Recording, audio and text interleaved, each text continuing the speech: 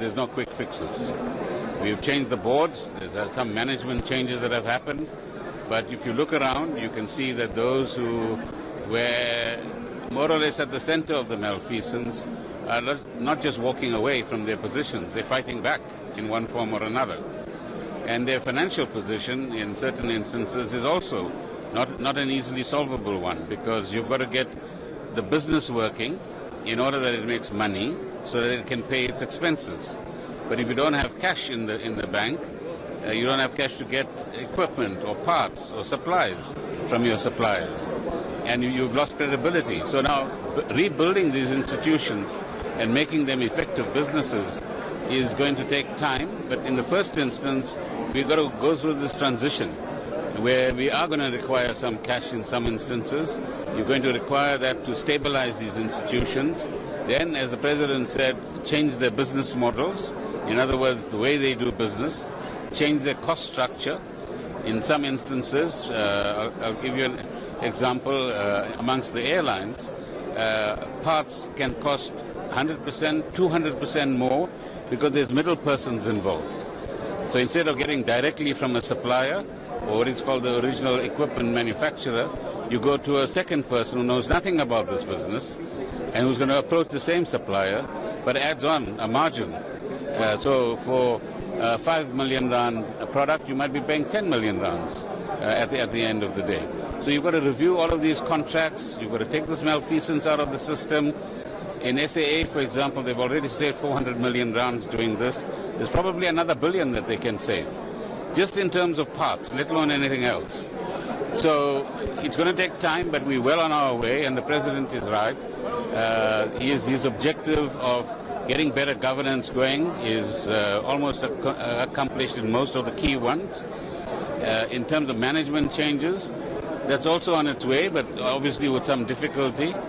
Financial stability is returning to some institutions, but others are going to require some major rethinking, as Minister Mboweni said in his medium-term budget policy statement. So you mentioned at the start of that answer that some of the people identified in the malfeasance are fighting back. Let's bring up upon the Transnet issue here with Mr. Siyabonga Gama there. What is the ministry's position now with the fight back?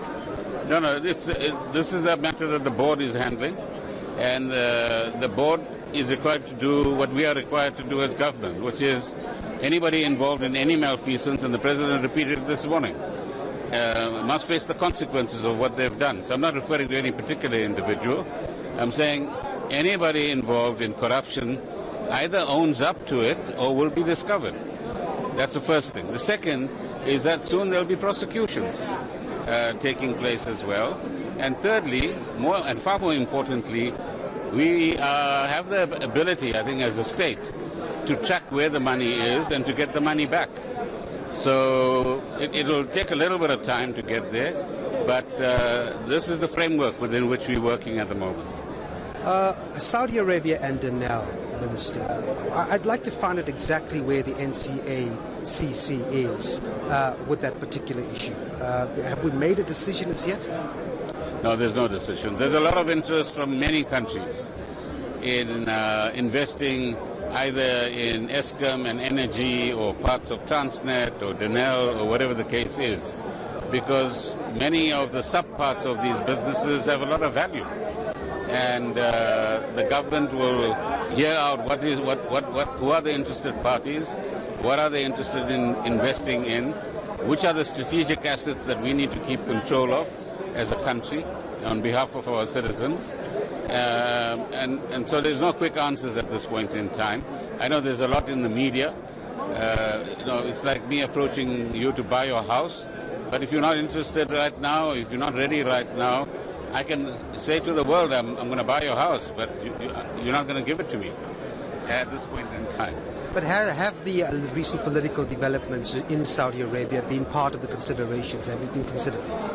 No, I think this is a long-standing position that whilst we have a position which says, a policy which says we want to partner with the private sector and get private sector participation in different types of projects, as the President was outlining, we'll take it project at a time, an institution at a time, and evaluate what is on offer. And as I said, what's in our national interest what is in our security interest versus where are partnerships possible and on what basis are partnerships possible. And we've learned a lot of lessons. China has done these sorts of things, as have many other countries in the world as well. So we are studying those examples, learning from them, and see how best we can make our own projects a success.